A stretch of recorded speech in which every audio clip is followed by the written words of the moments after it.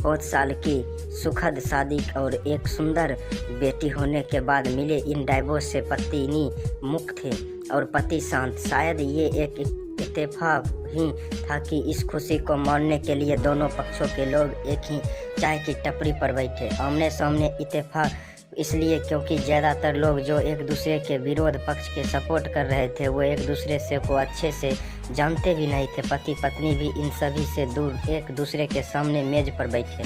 पति ने पत्नी से कहा, अब तो खुश होगे ना, तुम्हारे मन की जो हुई है मुबारक हो। तुम भी तो जो आज जीत गई हो मुझसे, तलाक तो तुम्हें भी मिल गया है। पति ने कहा, तलाक को तुम जीत का प्रतीक समझते हो? पत्नी ने पूछा। पति चुप रहा। थोड़ी देर की शांत के बाद पत्नी ने कहा, मुझे तो 5 लाख रुपये अभी और हर महीने 8,000 देने का आदेश है। अभी मेरे पास पैसे नहीं है, इसलिए हमारा मतलब मेरा जो सिटी में फ्लैट है उसे तुम्हारे नाम कर देता हूँ। पत्नी बोली, लेकिन उस फ्लैट की कीमत तो 18 लाख है।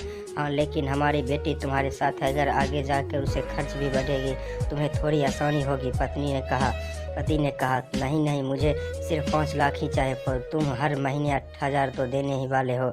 मैं मैसेज कर लूँगी। अगर 5 लाख नहीं है तब भी कोई बात नहीं।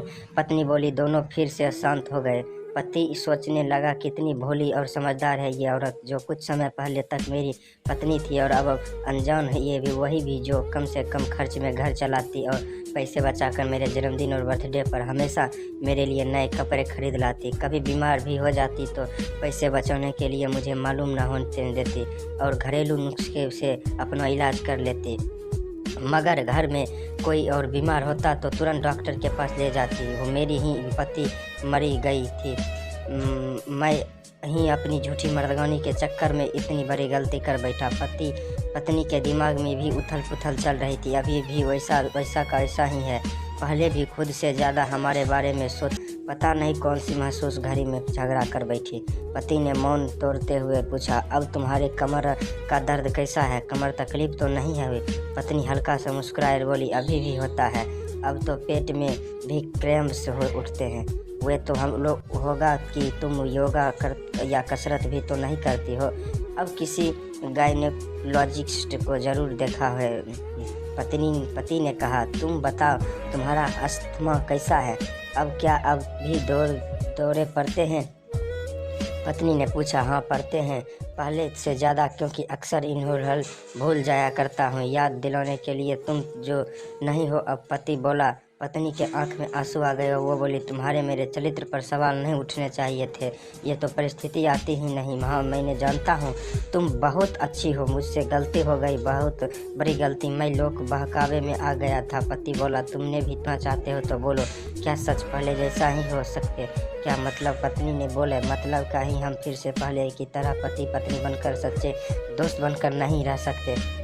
पति बोला, पर ये डाइवोर्स के पेपर दिखते ही पत्नी ने कहा, फाड़ देते हैं। पति ने अपने पास रखे डाइवोर्स के पेपर फाड़ते हुए कहा। पत्नी ने भी अपने पास रखे डाइवोर्स पेपर फाड़ते हुए। सभी हैरान थे, वकील, रिश्तेदार और माँ बाप। पति दोनों एक दूसरे के हाथ पकड़कर अपने घर की तरफ चले गए। दोस्तों, ये कहानी उन हर पति पत्नी के लिए बड़ी सीख है जो छोटी छोटी बातों पर लड़ते हैं और इन झगड़ों को बड़ा बना के अलग अलग होने का डिसीजन लेते हैं। प्यार और झगड़ा तो एक सिक्के के 2 पहलू की तरह है।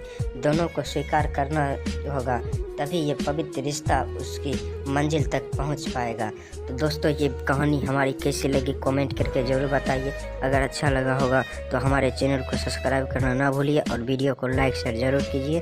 फिर मिलते हैं अगले वीडियो में।